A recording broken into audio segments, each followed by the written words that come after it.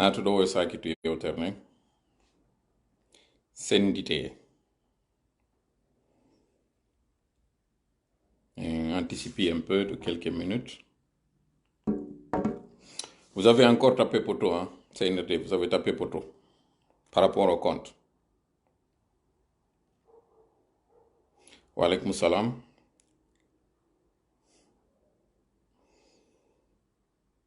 Image ko normal. Natuɗo yi noir et blanc on accité donc. Un message derrière. Voilà. Oɗo direct ngaramo juutinde donc natuɗo yo sendi tout déjà ni ɓi.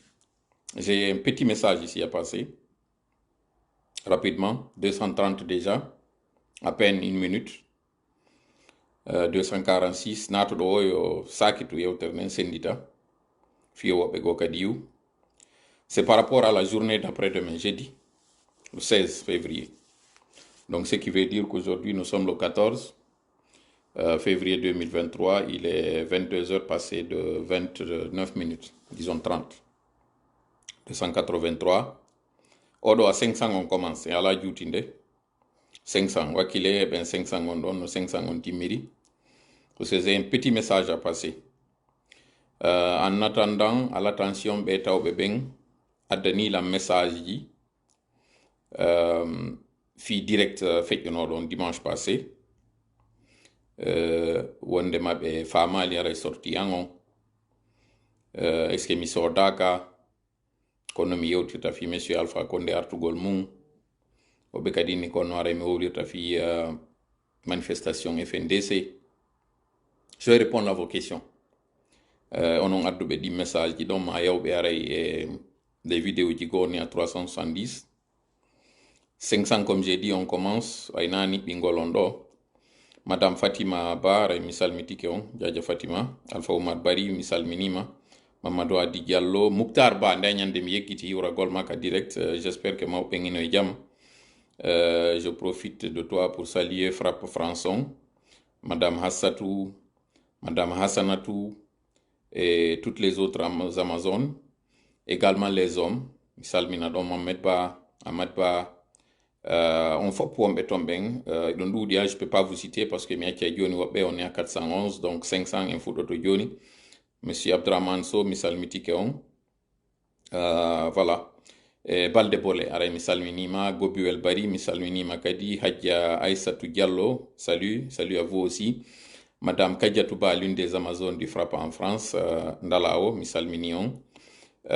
Jombarki Diallo mi yettima ba Saydou Diallo Hadja Ousmane miɗo yuro ɗon Bouba miɗo lando ɗon si selluyno jam kañum e tous les autres enfants Ibrahima Silla salminikema Mohamed Saydou Bari on est à 466 non mi wiɗi non 500 on commence en ala bas de 1000 on parce que j'ai un petit message juste à passer rapidement Kedjatou Chérif Diallo salmitike on kañum kadi 450 on fait ino 450 on est à 488 il y a un décalage entre temps si on nande la moitié taw est-ce que on nande lan général Baylo re misal mitikema Ismaïla Diallo misal mitikema oui mi wadali titre au direct on est déjà à 500 Mustafa le démocrate re misal minima un fidèle régulier bo yete lan sitayi don nanude lan petito est-ce que on nanade coucou koto so malal si on nande lan pourquoi quand sani est-ce que on nande lan. Pourquoi l'image est comme ça? Oui, l'image est comme ça et c'est fait exprès. Amadou Ba, Remisal Mitikeon, bonsoir mon idole, merci beaucoup. Est-ce que le son est bon? Koufale, est-ce que le son est bon? Fouille un football directement. Ok, on salmitama, on est à 515. Oui, mais je veux m'assurer qu'on a de la moitié. Très bien, ok. Mustafa Diallo, oui, très bien. Mieti Maba. أعوذ بالله السميع العليم من الشيطان الرجيم بسم الله الرحمن الرحيم رب اشرح لي صدري ويسر لي أمري واحلل عقدة من لساني يفقهوا قولي ربنا علمنا ما ينفعنا وانفعنا بما علمتنا وزدنا علما نافعا واجعلنا للمتقين إماما ويكاد الذين كفروا لا يزلقونك بأبصارهم لما سمعوا الذكر ويقولون إنه لمجنون وما هو إلا ذكر للعالمين ويكاد الذين كفروا لا يزلقونك بأبصارهم لما سمعوا الذكر ويقولون إنه لمجنون وما هو إلا ذكر للعالمين ما جئتم به السحر إن الله سيبطله ولا يفلح الساحر حيث أتى ولا يفلح الساحر حيث أتى ولا يفلح الساحر حيث أتى إن شانئك هو الأبتر. اللهم صل وسلم وبارك على نبينا Muhammad وعلى آله وأصحابه ومن تبعهم بإحسان إلى يوم الدين. أما بعد, nous sommes le mardi 14 février 2023. Il est présentement 22 heures passées de 34 minutes en temps universel. Ma vidéo d'aujourd'hui va être courte. D'abord, quoi dimi, par rapport et directement dimanche fait une heure.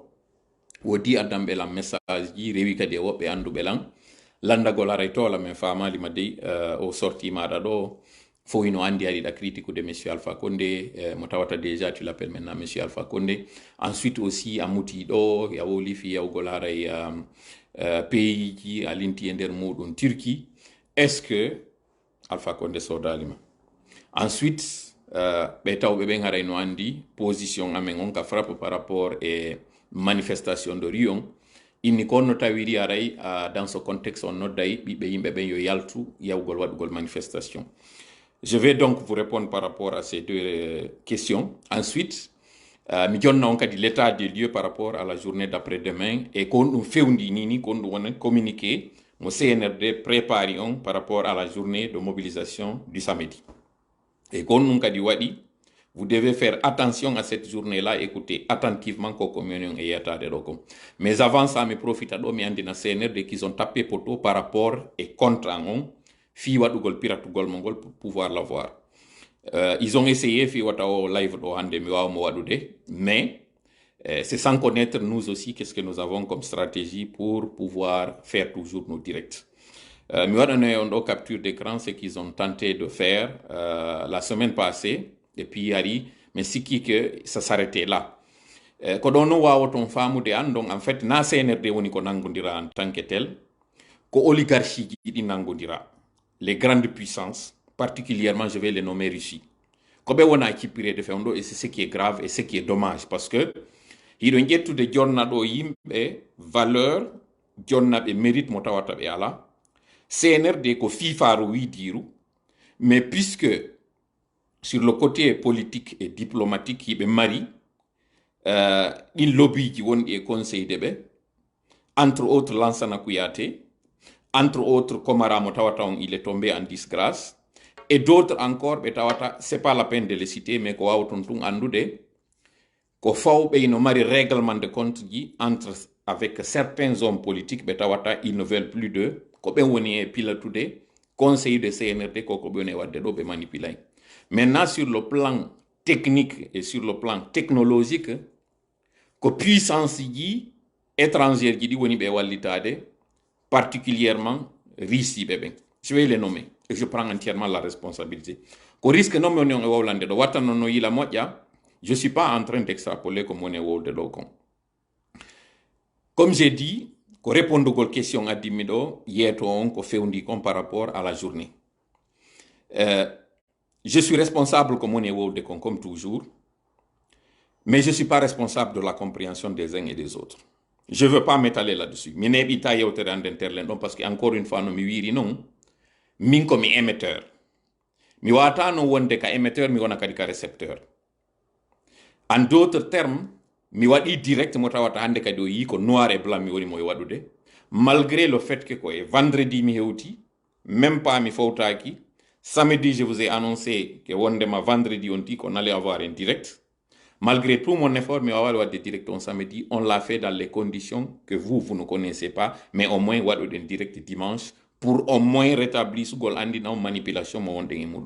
Ça ne les a pas plu et donc ils sont allés à l'offensive. Mais Adam Belando, message par rapport aux questions de Mawlid au film, mais il a dit que des questions, et je vais revenir sur les mêmes questions ici. Minne be vidéo mo be ndari on be ƴetti tan maɓɓe on darugol vidéo on gibi ka fuɗɗode kaka lannode. Réponse maɓɓe on c'était quoi? Ko wondema ko parti woy kupakoy ko koyɗon ɓe ƴetti ɓe hawri e muɗum ɓe nani kon komi yewti ɗon. Première question mo mi landiɓe. Deuxième question, minne ɓe d'accord yer konko ɓe ndari ɗon kon ko remarque honɗum ɓe yi e vidéo on ko tawata ɓe wawi mi yetade. Ma question était tellement complexe que question. Donc j'étais obligé de revenir encore sur la question et la reposer. Ko on remarque et image on no mi waɗiri mono. Je trouvais qu'il ne répondait pas, donc mi walli ɓe ministre ɓe wattani yila image on ko flou. Ce qui veut dire message mo moni jonnude on kadi ko message wonɗo flou. Ko marɓe hakkilɓe moƴƴa faami moƴƴa politique famata ko on ɗum yonno yewtude vidéo en dimension. Hande ɗo kadi ça va être la même chose. Je ne vais pas perdre mon temps à vous expliquer, à me justifier. Je me justifie pas. Mi feƴƴino ɗin duuɓi kam mi justifie to. Dites ce que vous voulez. Ɗo kadi vous allez couper cette partie-là, vous allez l'envoyer. Et yimɓe ɓen inno yakkil, encore une fois, il s'en fout de ce que vous êtes en train de penser. Effectivement, c'est ça. Comme j'ai dit, mo ala ndarude lan direct ji ɗin dibi 2020 wawata faamude position an 1. Direct o wonɗo yewde ɗo fi muɗum dimanche feƴƴuno si a ndarali mo gibi ka fuɗɗode nanuɗa manipulation mom yewti on yuɓɓidirɗa point je ɗin ɗe nayino aroya ka diverji a wawata faamude ko on ɗum waɗi komi wowlirɗon ko joma hakkille mi woni e yewde goy ko ɓen kadi simi andi toujours mi inna heɗore lan hakkil taw heɗorolam ɓernde. Malheureusement non, pour une question de monétisation woɓɓe hino coupude parti oui, et je m'adresse à eux pour une nouvelle fois andi ngolɓe ɗin image ji ɗi ɓe woni coupude ɗon j'ai effectivement la possibilité waɗugol page ji maɓɓe ɗin heɓa problème. Je le fais pas ou je le faisais pas jusqu'ici. Pourquoi? Parce que j'estime qu'il contribue à communiquer pour nous. Mais lorsque goɗɗo eno ƴettude une partie déplaçamo de son contexte, du moins goɗɗo famiramo d'une manière mauvaise, je serai obligé de sévir, malheureusement. Donc, on a coupé de vidéos ji ɗin ɗo. À un moment donné, la récréation va se terminer entre nous. Et donc, au début, on a été à la base d'Anningol Pagi. J'étais obligé de revenir à la charge. Ils n'ont acquitté, mais ils ne savent pas ce qu'ils sont en train de faire.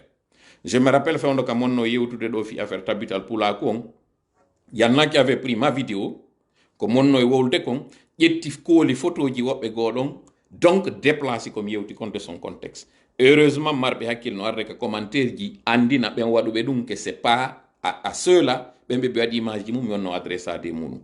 Bref, pour la vidéo précédente, comme j'ai dit, si a yettali tammaɗa on daruɗa gibika début directon a yehi e page ji woɓɓe goton a yetti comparti on ɗon ton a inni a jugira lamu libre à toi, comme j'ai dit, je me justifie pas. Donc jokkeɗon on e spéculation moɗon on. Je viens maintenant sur le vif du sujet ko addimi ɗo kon. Lansana Kouyaté hande ɗo himo joude dans l'ombre pour essayer de manipuler la transition à ses fins. Je n'ai pas de problème e hoore ɗum ɗon, parce qu'après tout je ne suis pas un politique. Mi ala wadde compétition fi argol hewta e jullere, donc ça commune qu'il est mon adversaire, non. Par contre tuma o yalti o waɗi communication ji makko ɗin après que ka taw on fopi ɗon andi d'abord koko wonɗo yiide ɗi nondollaji wonaɗi e waɗeɗi ɗin ɗo mi yetinoke on ko signature makko on non ko signature kañum kadi ɓe anduɗon ɓen tawoɓe ɓen ko ɓe womni e hettitude pouvoir on en Afrique ɗon waɗugol ɗi sanamuji ɗin himo tawa e organisation maɓɓe on ɓen tawoɓe waɗa e ɗum ɗon ko ɓen non woni fewdo ɗo ni guerde fi no hettira laamu ngun lagine o eswino en 2007-2008 ka woni wiide ɗo wondema jeudi wota yimɓe ɓe naɓe ka boucherie himo andi kanko ko manifestation ji wanno en 2007 ko ɗi manifestation ji waɗi ha kanko Lansana Kouyaté o ari ka pouvoir. Donc yo jooɗo hande ɗo o inna que manifestation ko naɓugol yimɓe ɓen e boucherie, c'est un non-sens, c'est une nonchalance et c'est une mauvaise foi. Je ne veux pas m'atteler e hoore makko moƴƴa mi andinayi on tu woni ɗon siɗa piiridude e goɗɗo hiɗa jogii laɓum fanɗukum on nangodiri tun o innima ko kun laɓum maɗo hoolorɗa mi yetinoke o ñande go rewata hawku laɓum makum par ce que hare ko kun laɓum ɗon e ma on fof si ko kun ɗon o yi andu kun no hulɓindemo. Donc en d'autres termes ɗi manifestation ji ɗi wonɗon yiide no annoncé ɗo CNRD nanata yiɗata ɗi yo wowle fi muɗum par ce que ko ɗin ɗo woni ɓe suusata faamon ɗum ɗo moƴƴa. Donc so yimi yewti fi muɗum nde ñande c'est un message qui leur a été envoyé et message on hewti valablement. Pourquoi?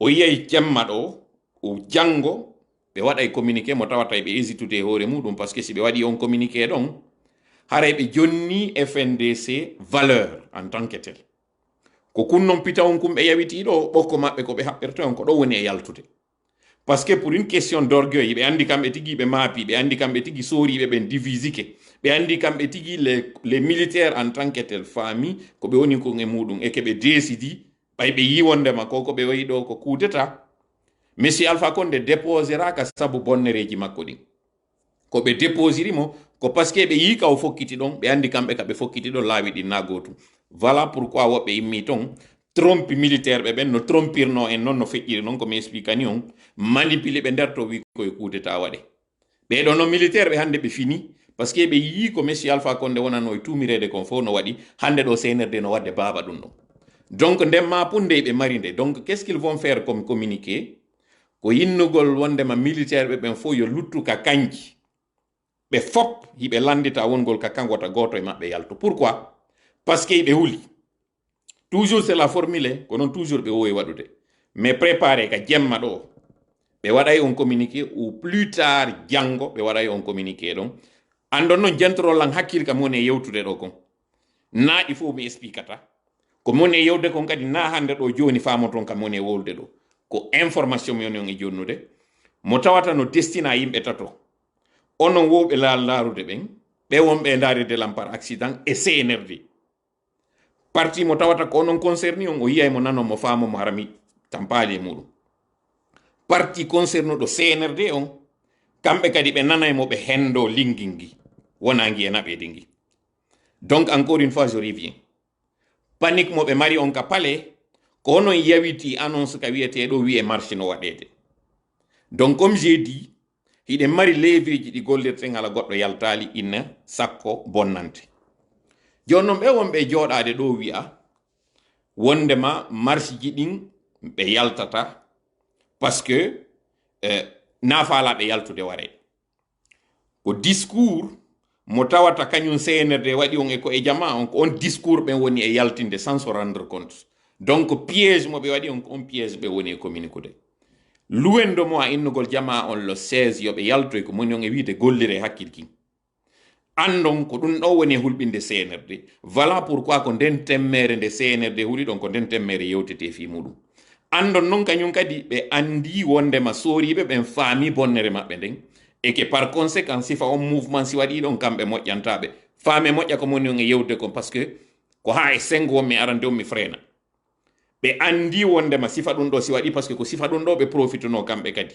ɓe yaw ha ɓe andi monsieur Alpha Condé woni bloqué au mur ɓe habbiti wondema manifestation yoɗay manifestation mo waɗali si ɓe déclenche noon ko ɓe déclenchata kon voilà pourquoi ɓay waɗanali hoore mum ɓe ƴetto e monsieur Alpha Condé ɓe artitika axe fiyo jama on yaltu soutena ko ɓe woni wadde kon applaudissa donc hiɓe andi ko on ɗum woni force axe on hiɓe andi ko on ɗum woni force jama on retene kum parti on ɗo moƴƴa e sori ɓen kadi noon nder ton faami ko ɓe woni e wadde kon onon on landaka koye ƴettugol ferokaje ko landa ɗon tout simplement siivugol gollira hakkil ko moni on e yewtude ɗo kon 1 deuxièmement an tawɗo on que c'est risqué futto a yaltugol ngol c'est ton droit et c'est encore une autre option kon ɗum no gara e landaɗa waɗugol ta yaltutu wowla fus fi muɗum on accitu yaltoɓeɓen ɓe yalta par ce que hara ɓe suɓike yaltugol an kadi ara ɗo mari ko waɗata wono par exemple onon innuɓe ɓen o wona e takko barada on c'est très bonne idée woni e takko barada on moɗon kum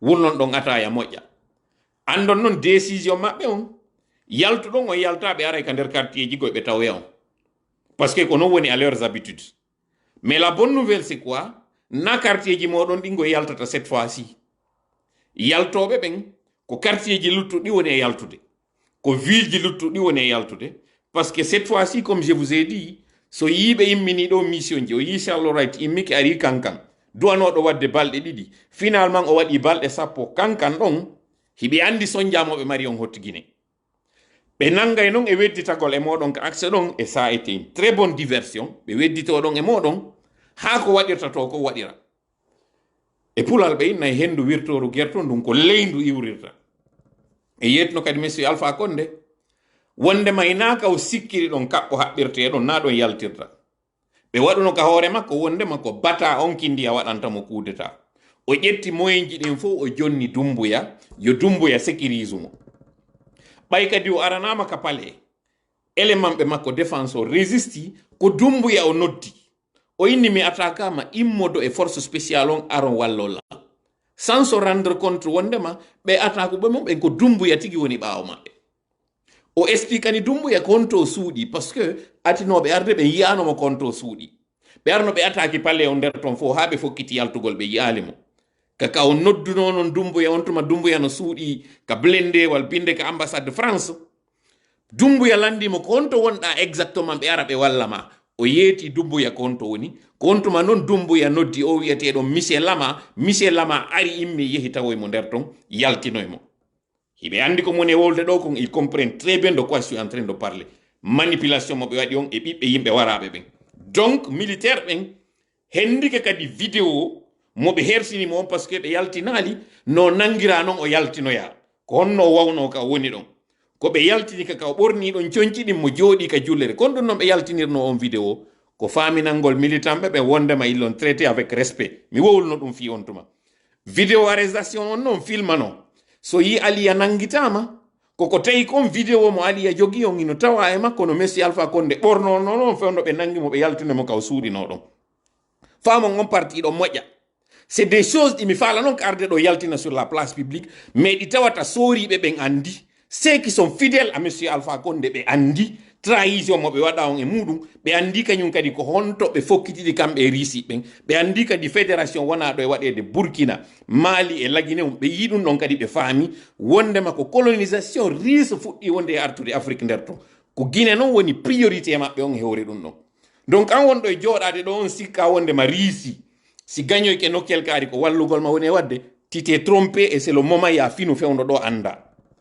ko riisi waɗi kon ɗimmoɓe muɗum ɓen siɓɓe maɓɓe ɓen comme Ukraine ɓe tawata ko pays goto ɓe wonno kaɓe accali ɓeɗo ɓe wari ɓe na an o africain jo mo tawata on atinoɓe arde ɓen colonisino waɗino taw traite négri e hoore ma hendike ma waririma wa kulli accidima e sonjamo wonɗa ɓeɗo bete a yangodi e maɓɓe goɗɗo noon immo yo riisi kañum ara applica au 21e siècle ɗo e hoore ma dictature wi hoore go e colonisation e hoore ma c'est que parfois je me demande ko onno woɓɓe go imani yahani l'école je me demande ko onno manipulation waɗiri woɓɓe ha tawa hande ɗo hiɓe hooli hoɗɗi wondema kamɓe ko riisi wonata solution Laguine on c'est juste incroyable c'est juste inimaginable ɓe addana on ideji entre autres wiwgol wondema ko panafricanisme mais nda so remarque piyon goto ɗo e ɓe wiyoɓe ko panafricaniste ɓe fop curieusement ko tawɓe c'est des athées ɓe yiɗa fi Allah wowle ni christianisme ni islam ɓe fop ko nanata ɓe wola fi muɗum ko fi religion wonno ɗon Égypte donc vous comprenez très bien franc-maçonnerie wonɗon e koko moni e yewtuɗo ɗo fi muɗum wattane moƴƴe analyse on ko moni on e wowlande kon famon nde no Poutine nanga e wiwgol wondema ko néonazi ɓe woni e artude himo andi franc-maçonnerie ɓe woni e wolde fi muɗum gon boy wattane yila comme je vous ai dit kala wonɗo e wowlande on fi panafricanisme ko ɗum waɗi si mi yi Gianni Alpha no moƴƴini no waɗi o chaîne makko mo tawata on ko o croix tawɗo on konno e ɓe yinatamo o croix éthiopienne mi tawa no yurmi parce que en fait ko o religion tawɗo eno vanta ko dans le livre de réalité a o yi ɓe fuɗɗike attaquude ɗum on waɗe cœurji ɗin ƴawne cœurji ɗin ɓe falama attaquude direct on o yi ka parce que mi fuɗɗike tun dévoilude ɗum maji ɗin o yi ko ɓe woni attaquude direct on kon on fop o remarque ɗo attaque waɗɗon sakite moƴƴa yewtere nden yertanmo moni e wolde ɗon parce que attaque mo ɓe waɗi on ɗo contre an on a été attaqué comme je vous ai dit fewndo ɗo ni koye VPN wonmi gollirde ka wonɗen e yewtude ɗo ni il se peut que au direct ɗo o coupé d'un moment à l'autre comme je vous ai dit faites beaucoup attention parce que ko nangodirɗen ko na CNRD onon ko CNRD wonɗon e yiide Laguine na CNRD nangodirɗen e muɗum ko oligarchie ko riisi woni ko nangodirɗen fi muɗum konko yetto ɓe wiyata ɗon emohat kako honno mon ko hotep ko ɓe wiyata kon ɓeɓe wonɗo yiide les panafricaniste ko ɓe woni e immade ara Afrique fewndo ɗo ni artirana en ka diina woduno ka fewndo Firawna c'est findinali moɗɗa hakkille meɗen ɗen fewndo je suis pas en train de polémiquer je suis pas en train de vous raconter des histoires findini hakkille moɗon ɗe moƴƴa on yiiɗo ka farñitere nden immi ari tippi e ko ɓe inete kon wo ko croix on Brésil ka o yi kañum kadi ɗi tremblement de terre ji waɗɗe fine yo jama nanon ko wona ɗon e wolanede kon faamu jeudi wonɗo e arde ɗon an taw ɗon ala yaltude comme jeudi an o julajo je t'interpelle anda ɗi makitiji ko woni e sumude ɗo ka otoje ma wona e attaquede ka hoore lawol ɗo hiɗan mari rôle mo jouata an o transporteur jo parce que à tout moment hida wa fottude coupeur de route be coupeur de route be do don sika kombe woni be imminde ko CNRD woni imminde be do famon non andi ton hari dum fosi tawi hari France no wadande be gabo e nder mbodo ko discours mo kanyum be wiyetebe ko onno modi wombe ben ko onno ko ancien préfet on ko Safiullahi mo be manipuli on don fi yo wowlu fi affaire terrorisme labe on ton o wowli dum do ko dum be hulbiniri français ben be innibe ko wadi ko Mali wadi Burkina wadi Niger son fanki on accialme mene woni do men sécurise na on lagine ko même chose on e fokkitude ko hore fulbe ben dum do kadi bara wattano yila moƴƴa o parti mo moni on e yettade ɗo ɓe faami non kadi ɓe ɓurti famude par ce que France sendidiren français ɓen fendidiren ko inete kon France sendidiren ko ɓe inata politique française o ça fait trois choses français ɓen politique française on e konko inete diplomatie on faame ɗiɗo tati ɗi seedi malheureusement non o yi Macron ɗo ɓay tun tawi o ala waɗude ko ɓe faala kon o déviyi e konko tawno ka base ka ɓe fokkitanno kon o yiyay ko habbimo kon fewn ɗo komi woni wowlande ɗo kon ko marɓe hakkilɓe moƴƴa andi komi woni wolde ɗo ko wawata famude ko komi woni ɗo e muɗum je vous dis ko nouvel ordre mondial woni e fokkitude ɗo koko won ɗo yiide ɗo e muɗum fewndo ɗo nini faame moƴƴa yewtere donc an o transporteur jo je t'appelle yo taw Gibi et Jedi on garo otowal maɗa ngal jusqu'à nouvel ordre ta bougi ngal dey wata bougi otowal maɗa ngal woni ko camion jogiɗa woni ko taxi on jogiɗa woni ko bombonna on jogiɗa mi torike ma mi jeejima garo otowal maɗa ngal Gibi e alarba jango kikiɗe an on julajo tawɗo giɗa andi makitiji no sumude client ɓe ala yiide taxi ji no watta e hoore maɗa ɗon tawdi to boutique o maɗa ko ndey wonu ka nder suudu maɗa Gibi e alarba on jemma an o enseignant jo mo tawata on fewndo ɗo ino inna hendota ko salaire ji maɗa ɗin tanke addanali ɓe carte biométrique ma an o transporteur jo innaɗo ɗo ko ya sansu kaydiji maɗa ɗin andu o compagnie wonɗo e wadde ɗum ɗo woni ko carte ji ɗin woni ko permis ji ɗin woni ko carte grise ji ɗin ko compagnie mo Mamadi Doumbouya jeeyi donc ko maafe makko wonɗa e tekkinde an kadi a torama boykotugol ɗi événement ji ɗo jooɗoɗa sa jannoyali fayɓe ɓen examen ji waɗetake fama moƴƴa ɗum. Maintenant je m'adresse à l'armée. Bien sûr je m'adresse à l'armée républicaine, celle-là qui a compris la manigance du CNRD, celle-là qui a compris qu'en réalité le coup d'État n'était qu'une arnaque, celle-là qui a été manipulée pour trahir alors qu'en réalité le mandingue est connu pour ne pas être dans la trahison. Ceux-là qui ont été aux côtés et derrière M. Alpha Condé pendant ces 40 ans de lutte et qui n'ont pas du tout changé de position, je m'adresse à vous. Vous qui étiez même fidèle à lui pendant que vous aviez un général de l'armée qui était votre président. Je parle évidemment de l'époque où M. Lansana Conté, général de l'armée, était au pouvoir. Vous qui étiez en train de soutenir M. Alpha Condé, malgré tous les risques que vous aviez, je m'adresse à vous aujourd'hui. Je m'adresse à tous les autres de l'armée, qu'ils soient d'une ethnie, Peul, Soussou, Manding ou bien forestière. Je m'adresse à vous pour dire que la vocation d'une armée, c'est d'être républicaine. Être républicain veut dire regarder la République d'abord, ensuite l'ethnie. Parce que avant d'être ce que vous êtes, sachez d'abord que vous venez d'une famille. Il y a cette famille qui n'a pas de militaire, mais il n'y a pas ce militaire qui n'est pas issu d'une famille. Aujourd'hui, vos familles sont à risque. Pourquoi? Parce qu'une oligarchie a décidé de prendre en otage le pouvoir guinéen au profit d'une oligarchie étrangère. Pourquoi? Pour pouvoir s'emparer de nos richesses et de notre indépendance. Cette indépendance qui a été chèrement acquise. Vous connaissez très bien que la Guinée en matière d'indépendance a été ce pays pionnier qui a d'ailleurs entraîné les autres pays à suivre le pas.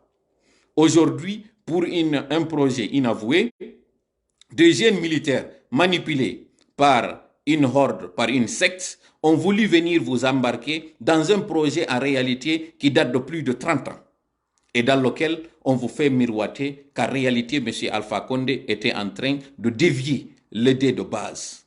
C'est faux. Aujourd'hui, toutes les choses qu'on reprochait à M. Alpha Condé sont revenues comme si c'était d'ailleurs pas parti. À savoir cette injustice, à savoir l'arbitraire, à savoir ces tueries. Cette armée républicaine à laquelle je m'adresse est celle-là qui a été complice de tous les crimes depuis l'indépendance de la Guinée. À partir des pendaisons jusqu'aux exécutions sommaires, et j'en passe. Cette armée-là aujourd'hui, qui est au sein de cette autre armée, qui est celle qui est voulue par le colonel Colosse. Celui-là, vous pensez que c'est fortuitement qu'il y a ces nouveaux recrutements au sein de l'armée? Vous pensez que le fait de changer le nom du groupement des forces spéciales était encore une simple coïncidence? Non. Il y a un projet inavoué dans lequel on veut vous utiliser et vous allez être les perdants.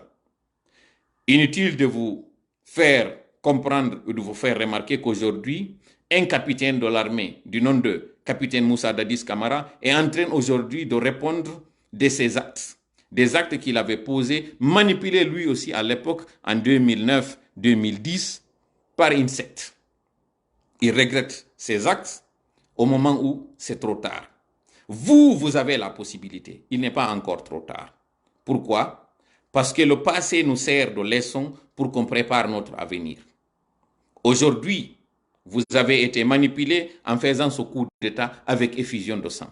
Pour la première fois, le Guinéen venait de découvrir ce coup d'État contre un président, bien que mal élu, avec effusion de sang. Pour la première fois, cette armée guinéenne se retrouvait nez à nez avec son frère d'armes, sur lequel il a tiré jusqu'à ce que mort s'en suive. Et si vous ne prenez pas garde, c'est la même chose encore qui risque de se répéter. Alors pourquoi aller dans cette idée ou pourquoi aller dans ce projet ou sur ce chemin interdit? Vous avez la possibilité. Vous comprenez très bien que ce que les Guinéens ont demandé aujourd'hui, c'est cette justice. Cette justice qui était supposée être la boussole. Du moins, c'est ce que le discours du 5 septembre avait dit. Et nous savons très bien, c'est ce qui avait fait que vous aviez adhéré à l'époque à ce coup d'État.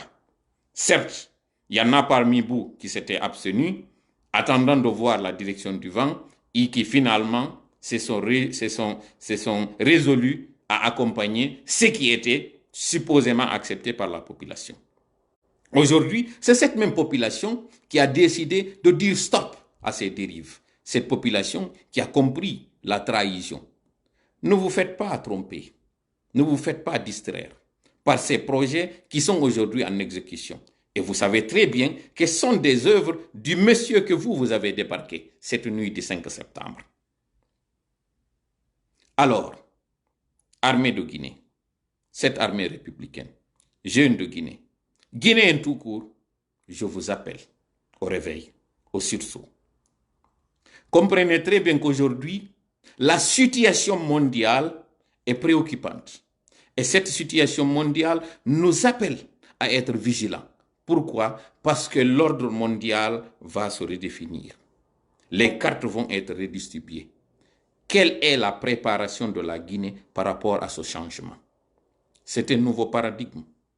Vous, de l'armée, vous connaissez très bien qu'aujourd'hui, les caisses sont vides. Qui sont les personnes qui sont en train de payer vos pensions? Qui sont ces personnes qui sont en train d'acheter vos uniformes? Qui sont ces personnes qui sont en train de vous nourrir dans vos différents foyers? C'est cette population. Et si vous avez pris l'engagement d'être dans l'armée, quand vous vous êtes enrôlé, c'est parce que vous avez décidé de protéger la patrie et les populations. Aujourd'hui, cette patrie est à risque parce que vous avez vu ce projet de fédération. Et vous connaissez très bien ce projet de fédération, qu'est-ce que ça avait donné au temps de M. Modibo Keïta et le Sénégal. Vous connaissez très bien que le grand perdant, c'est évidemment la Guinée, qui a été toujours d'ailleurs perdante dans ce genre de projet. Au port de Conakry, il y a même un endroit qui était dédié au Mali. Nous n'avons rien contre nos frères maliens. Mais lorsqu'en réalité, ce ne sont même pas les Maliens qui sont aux commandes de ce qu'ils sont en train de faire, il faudrait qu'on vous alerte, qu'on vous fasse comprendre qu'aujourd'hui, la situation en Ukraine doit nous interpeller afin qu'on comprenne qu'il y a de la manipulation. Et cette manipulation, le plus grand perdant, ça va être nous. Parce que le riz ne pousse qu'au port. Nous n'avons pas d'infrastructure, nous ne sommes pas préparés. Et puisque nous ne sommes pas préparés, au moins arrêtons la saignée. Les caisses sont vides. Si on ne vous l'a pas dit, alors nous vous le disons. Il est temps de se ressaisir. hara jama lagine ande situation on ko fewndiden ɗo himo hulɓini mo hawni miɗo andi niɓɓi yewtere nden juuti mi yirtito hande kadi 16 février ko ñallal ngal tawata CNRD no huli sabu ɓe andi ko woni nder ton kon si a inni a yaltay ko droit maɗa sa inni a yaltata wota critique accitu desuduɓe ɓen yaltay sa desidi noon a yaltata no wodi kadi ko wawɗa waɗude an o transporteur jo andu si a yalti koye risque maɗa par ce que ɓe desidi ɓe terrorise jama on ha tawata hande kadi ɓe coupeur de route ɓe wonɓe arrêtude yimɓe jaɓa ɓe koɓe jogui wara barmina woɓɓe e maɓɓe ko kamɓe woni ɓawo muɗum ɗi boutique yiɗi wonɗon yiide no suma ɗo ko kamɓe kadi woni ɓawo muɗum sabu ko angal golle maɓɓe moƴƴe e tanaji goopi wonɗi e hebbude hoore meɗen an o tawɗon iɗa andi suumaye no sutade ɗo piiji ɗin ɓurta e sattude